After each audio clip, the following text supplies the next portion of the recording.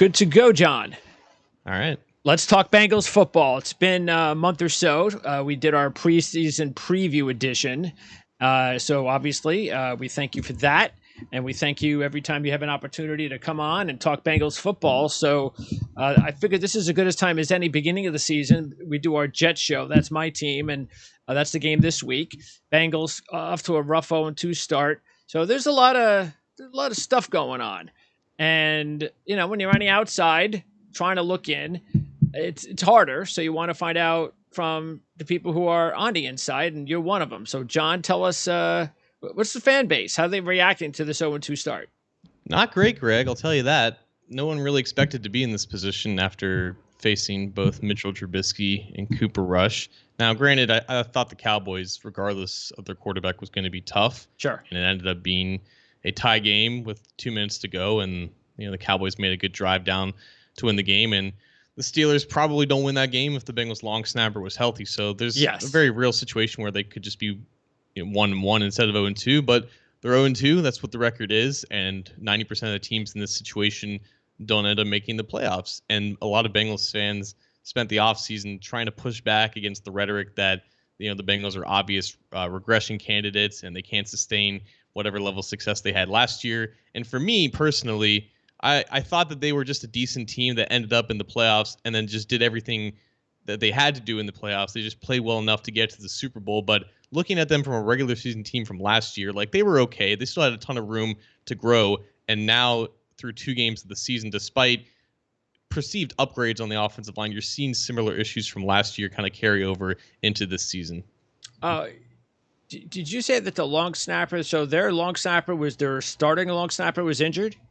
Yeah, so Clark Harris, their long snapper, tore his bicep in week 1 against the Steelers. So at the end of the game, they had an extra point to win that game. Yes. The snap was really slow. It got blocked by Minkah Fitzpatrick. And then later in overtime, they had a short field goal. The snap was too high, and then they tried to kick it. The laces weren't out. McPherson shanks it from 30 yards. Steelers go on to win that game. Yeah. Okay. Did they get Harris back, or they just improved from the backup? The guy got a little bit more practice time. So that was interesting because they had a competition in the offseason between a rookie, Cal Adamitis, who apparently, I guess, was the best long snapper in college football this past season out of Pitt. They had him competing with Harris in the offseason. Harris ended up winning the battle. Adamitis was kept on the practice squad, so they just elevated Adamitis right after week 1. Okay. All right. Yeah, look, this is why when maybe fans pick it up as rhetoric, but this is why I say every year when I talk to analysts such as yourself, and we talk about things like, all right, well, we'll see how things go because it's another year and you have to make sure that you win the close games. And then you have those games that happen where you have lucks involved and that could be the difference.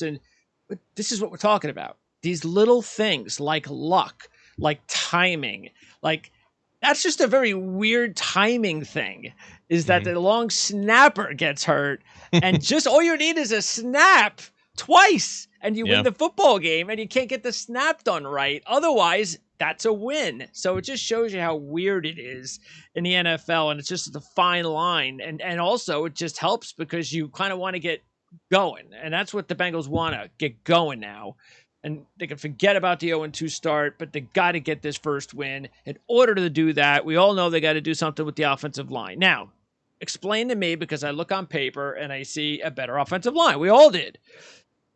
So, is this about chemistry? Is it about the coaching? Is it about even Joe Burrow?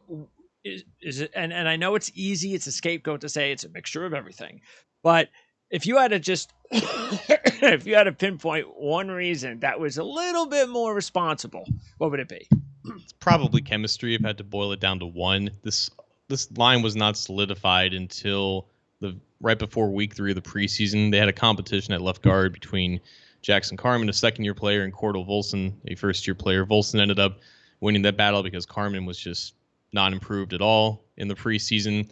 So they had 4 other veterans at the other 4 spots. One of them, Jonah Williams, looks like a worse player compared to recent years. Yeah. He's not looked good in the 2 games at left tackle. And then you have 3 other spots where they filled in free agency. Ted Karras at center, Alex Kappa at right guard, they're fine. Like, they're not considered liabilities at this point.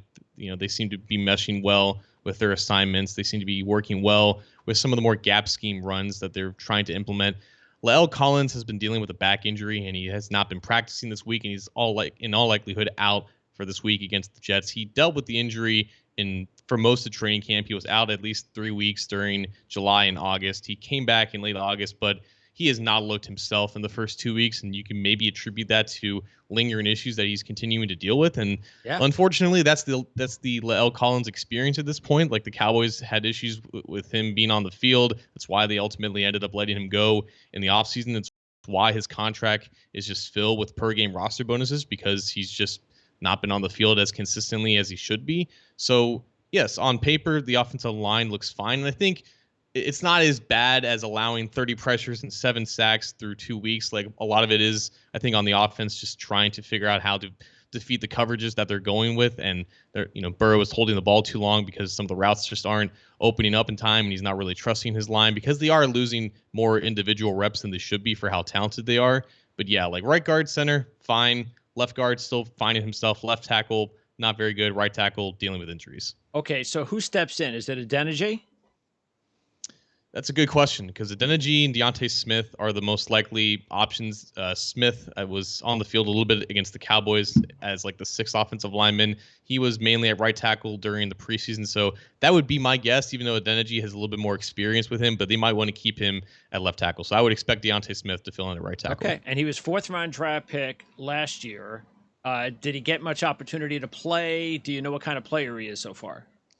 We don't really know what type of player he is, to be honest with you. He, I think, played and started one game last year when they didn't play any starters, and that was at left tackle. They've been working him at both tackle spots through his 2 years. He even got some run at right guard last year, and he was almost the winner of that competition before he got injured. He missed most of his rookie season with a myriad of injuries. I think he was injured a little bit during this offseason, but he looks to be healthy now, and in all likelihood, he's probably going to start at right tackle. And honestly, I'm not going to say it's going to be like a marginal difference between him and La'el, just because La'el has been not so good and injured. But, Smith is very inexperienced and he doesn't have a ton of playing time in the regular season action. So he's just a very much of an unknown at this point. Okay, so then is it – I know it's not simple, but game plan-wise, and you were talking about coverages, and apparently there's talk out there that they're having a problem where – teams, and this is what happens, you have a whole off season to figure out why certain offenses did a good job instead of week to week, and okay, I'm not worried about them, I'll move on to the next opponent kind of deal. But now, all right, I got to figure out what's up with Joe Burrow in this offense, and all right, well, let's see if we play cover 2, which is standard pretty much at what everybody is doing anyway, but we just really put that out there like tenfold against this team, and we should have some success. Do you think that that's kind of what Cincinnati's got to do? Is what do we do against that? Is it quick passes? Is it establish the run more? What do you think? So in their mind, Burrow has said multiple times this week to the media that the biggest issue is starting off on the wrong foot, not only with just bad opening drives, but having some negative plays on 1st and 2nd down, having penalties, false start, communication errors, constantly getting into 1st and 15, 2nd and 10 situations where it's not ideal to run the ball. It's making their offense a little bit predictable. And when you have an offensive line that's clearly struggling, now you have the defenses who are teeing off on you on these obvious passing situations, just making it harder for the offensive line to just have standard protection, because now you're dealing with stunts and twists and other just simple 4-man rushes that the offensive line just can't seem to protect against. The Bengals aren't facing a ton of blitzes because opposing defenses don't really need to blitz them when they're consistently getting pressure with just 4 guys, and then they're dropping back 7, 8 guys in coverage in either Tampa 2 or two-man under. And right now, the route concepts and the play designs that they're running, it's not getting open in time. And compared to last year when they were just bombing teams with these vertical routes on the boundaries, like those were timing plays, right? Like the ball is supposed to get out at a certain point because it's timing based, right? But now you're having these more long developing plays against defenses where you have 2 safeties back there and you're trying to attack the intermediary center portions of the field, and Burrow's holding the ball a bit longer. His pass protection is not holding up. So then he's either dropping his eyes or he's becoming a runner too soon as the receivers are running open now. So it's a lot of miscommunications, a lot of confusion. And unfortunately, it's them adjusting too late in the game when they're already down 2 touchdowns in the first 2 weeks. Yeah, they're just too talented with that passing game, and even with Mixon, that this is going to affect them long term. But sooner or later, Joe Burrow has got to stay upright. And we all know that. Everybody knows that. And I'm sure Bengals fans are well aware of that. They don't want to see Burrow injured again, and especially long term. So, best of luck, because the NFL needs Joe Burrows of the world. And we definitely, as a Jet fan, I don't want to not see him on Sunday. These are the players that make the league go. All right, defensively, what's been the problem there? Would you say, I know they're picking on Eli Apple a lot, which is not a surprise. We talked about that. The safeties, though, are they also, we talked about Jesse Bates and his contract situation. Is that kind of trickled into the regular season too? No, I think Bates has been fine. I think the secondary overall has been okay. Apple had a great week 1 against a terrible offense, albeit, and then he got picked on a little bit against Dallas on some of those long crossers over the middle. The secondary has been okay. I think the pass rush is kind of where the issues are lying right now. DJ Reader, phenomenal player, maybe the best nose tackle in football right now. He's been their best pass rusher, which is not ideal when you have a lot of money invested at the edge positions. Trey Hendrickson has not quite been the impact player that he was last year and even his final year with New Orleans. So they need to get him going a little bit. I think when the pass rush becomes a little bit more consistent, then you'll see the secondary make some more game impacting plays. Because right now, I think they're just doing enough to keep the offense in it. But yeah, they need to make more game changing, like, negative plays there. And it just hasn't been enough on the defensive line. And we talked about getting Osai back and how big that would be for the pass rush. So is that just going to be a work in progress because he's just coming off a major injury? Yeah, that seems to be the case. Like, he's only rushed the passer like maybe 20 times in true pass sets, and he's got a couple pressures, so we know that it's in him to do so. But I think they're right now just easing him back in and working him towards eventually a full workload as a third rusher. Okay, now as far as the game itself, last year, not sure what you recall, because there were a lot of good things to recall from last year. The Jet game was not one of them, so I can understand if there's not a lot of memory of that game. But what you... Oh, I remember that game very vividly. Okay. So what did you, based on, and look, they're different teams, no question, especially the Jets. They're much better defensively this season. They've had some breakdowns in the secondary. And again, I think that's going to happen just like the breakdowns in the Bengals offensive line. When you have a lot of new guys playing together, that's going to happen. Other than that, Jets with the 4-man front. So, just like you said, they're going to be another team that's not going to blitz probably. They're going to let those guys attack the quarterback. But based on what you saw last year compared to what you think you might see this year, what was last year, do you think, more of an issue of this was a young team coming off a major win against Baltimore, playing a team like the Jets, and they kind of let them, they kind of let it go. They didn't come to play, and they kind of took it on the chin because of it. Not that it was a blowout. It was a very exciting football game. Yeah, it was a great game, honestly. Like, the Bengals came back or they had the lead in the fourth quarter, and then they kind of blew it, but they kept it close up until a critical penalty against Mike Hilton. Greg, the Bengals don't do well against backup quarterbacks. That has never been the case with this team for as long as I can remember. Okay. And I think there was a little bit something to do with the fact that they had a very emotional and dominating win against a divisional opponent the week before, and it was like that classic trap game scenario. But also, they didn't have a ton of film on Mike White, and then combined with that, because the Jets coordinator, it's a Mike LaFleur, right? He's from San Francisco. Am I getting that correct? He actually, he came from the Shanahan tree. Right. So the 49ers back in 2019, this was the second game under Zach Taylor and Lou Anarumo. The 49ers shredded the Bengals with a lot of the similar concepts that the Jets actually used in that game 2 years later, and they had the athletes to take advantage of it. So to me, it was just almost a volume 2 of a game from 2019 that was kind of unfolding. They don't do well against that style of offense when they really stretch out the field horizontally, and they just had a really bad time just adjusting on the fly, and they didn't really know what to expect with Mike White, who just played really well. He was really accurate all over the field, and I think they have a similar respect to Joe Flacco, but at least now Flacco has been practicing with the team for about a month as the starter. He's got 2 games as the starter under his belt, so it's not like he's completely unknown. Like, obviously the Bengals know Joe Flacco very well as an organization, so there's not that, I guess, Mike White effect. And now they're down 0-2 in a hole, and they're not taking any game for granted, I guess. Yeah, I thought it was interesting. I heard some of the reporters for the Jets in the press conferences bringing up to Coach Saleh about, well, wouldn't it almost have been a good thing if the Bengals had beaten Dallas? Because now you have to face a team 0-2 and they're going to be more desperate. Of course, Saleh didn't really answer the question, but that is something that, see, I look at it in two different ways. One way, yeah, that makes sense. They're going to be more desperate. It's the game of the year. They have to win it. And the other thing is, which I think works against the Bengals is, and even though they went to the Super Bowl last year, this is, again, a new team, a new year, is they haven't learned to win yet this year. And sometimes you'd rather face a team in that situation because if you get them in the fourth quarter, they haven't been able to pull off the win this season as opposed to last season. So I could see it going both ways. It's one of those things that you wait until the end of the game to write that story.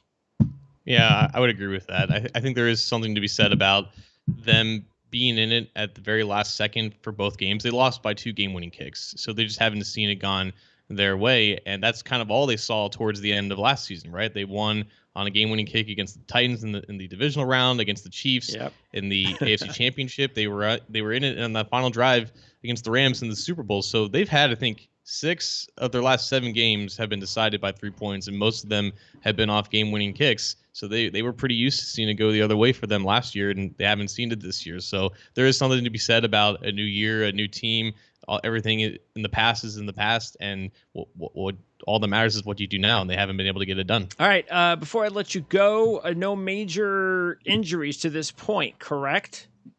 So Drew Sample, their second-string tight end, he's out for several months with a knee injury. So they're having 2 other tight ends, and Devin Asiasi, who they claimed off waivers, and Mitchell Wilcox, kind of platoon as like that second and third tight end at this point. And La'el Collins, like we talked about, he's probably not going to play in this game with just a lingering back issue. Might see Deontay Smith in at right tackle. Other than that, you're going to see the full starting lineup for the Bengals. All right, and what do you feel? What's your feeling? I know it's what is it?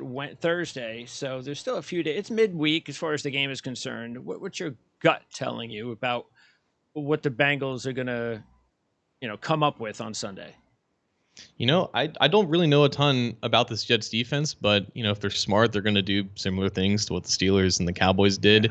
And if that's the case, to me, it's more of just a put up or shut up type situation. Like, I can't give this iteration of the Bengals offense any benefit of the doubt because they haven't shown that they can adjust on the fly and they can start out of the gate fast. So, I would expect the defense to play all right against the Jets offense, even though I think they should have ample amounts of respect for Garrett Wilson, Corey Davis, and Elijah Moore, 3 talented receivers that can give secondary fits. And Flacco clearly isn't afraid to throw the ball down the field.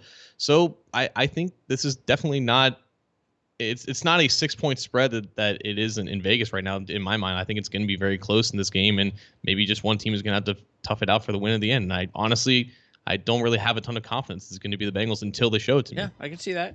What's up next for the Bengals? So after this game, they have a Thursday night matchup against the Dolphins, and I think they have another divisional game against the Ravens after that. Okay, well, yeah, it's not going to get any easier, and short week. So that just shows you, though, the season could turn that quickly if they get the win. They got a Thursday game, then they have a little bit of a break, and that can get you 2-2 if everything goes well, and you get the rest of the season ahead of you. Or who knows? It could get a lot worse real quickly. Maybe it'll be interesting to check out these 0-2 starts, or even 0-3 starts, or 1-4 starts. Now that there's that extra game in the NFL season, because that gives you an extra week to kind of catch up. So, it's tough though in the AFC. We all know that, and you don't want to get behind too early. So we'll see how it goes, and I hope we get an opportunity, of course, to talk to you again during the season again. And by the way, you've got the YouTube channel. So do you have anything up just yet for this week? Yeah. So you guys can catch me at the Orange and Black Insider Bengals podcast for Cincy Jungle, and the number 1 Bengals podcast for the Believe Network. We've had shows so far this week previewing the game, and I think we're going to have a couple more on the OBI channel. So stay tuned for that. Awesome. All right, John. Thank you. We'll talk to you again soon. Thanks, Greg.